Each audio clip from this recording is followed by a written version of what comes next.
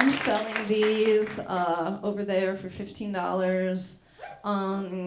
I take credit cards on my phone because it's the future. I'm like being like a full-time artist right now, and that's really scary. So supporting is good. I also have one poster art print left, and like 3 10 novels, which is the novel version of the movie over there. So come say hi, even if you can't buy a book. If you'd like to say hi, please come say hi. This is an epically abridged catalog of the author's major romances, revealing the young Midwestern author's odyssey through fluid sexuality. Marissa, a conflation of a series of close female friends of the teenage authors who she was totally attracted to and who, in retrospect, were totally attracted to her, but who she never did anything with other than write them cute rhyming poems, drive them to Taming of the Shrew rehearsal or Rocky Horror or Bible study, and sometimes share the same bed with them during sleepovers and let her pinky finger slip over their pinky finger or her thigh rest into their thigh. Will, the author's first relationship. Dated the author for 6 months from author's age 18 to just past 19, a tech geek who enjoyed gaming lands and performing cunnilingus and who, excitingly to the author's parents, had a penis and a future. During a defining conversation at Mother Bear's Pizza, which eventually led to their breakup, he told the author that aspiring to be a poet was essentially aspiring to be a crack whore on the street, which did not set her down her current life path, but certainly hardened her resolve. At the time of writing, he is an investment banker on Wall Street. He invited the author to his wedding in 2011, but she was busy. Thane, practically married to the author for 5 years, from author's age 19 to 24, a classical composer and poet, loved Charles Baudelaire, Jean Cocteau, Rainer Maria Rilke, John Cage, Beat Generation, etc. Accompanied the author on her first trip to Europe in 2006 and shared her kiss on Oscar Wilde's tomb. All of the author's friends and family thought he was gay, but his womanishness with the author's mannishness worked. The author was also allowed to make out with girls during this romance, which was a big plus for the author.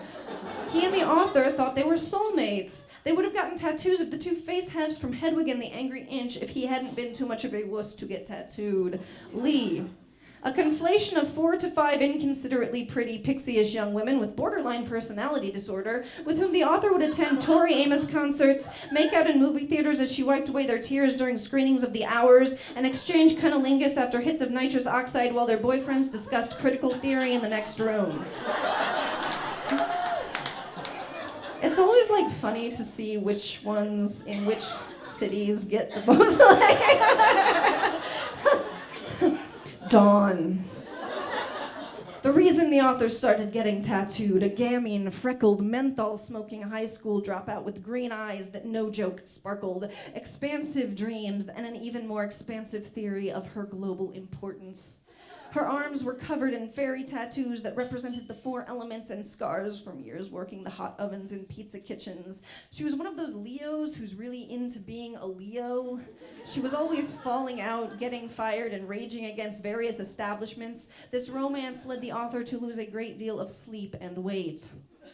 It's all Leos. Owen. I had to have an embargo on that. Owen.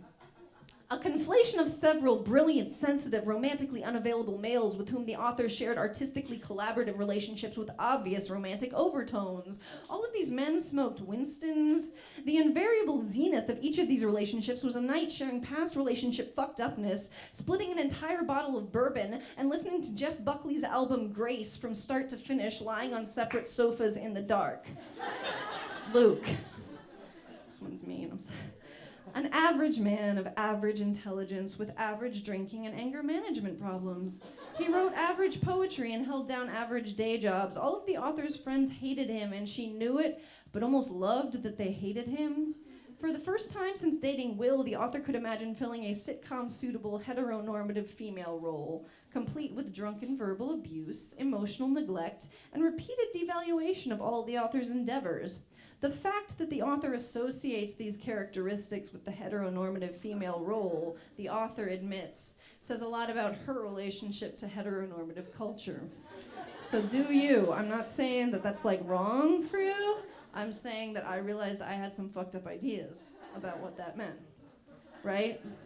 Anyway, that's the end of that one. So.